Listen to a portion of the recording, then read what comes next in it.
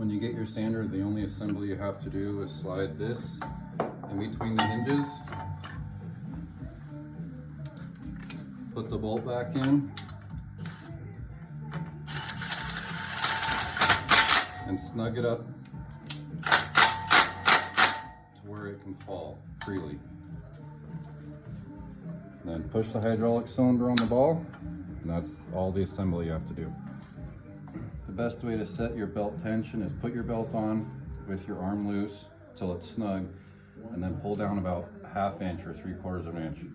Tighten your knob, move your slack adjuster out a little bit, or your belt adjuster, then turn it on, and then you have full adjustment back and forth on your plate with just a 1/4 turn of the knob.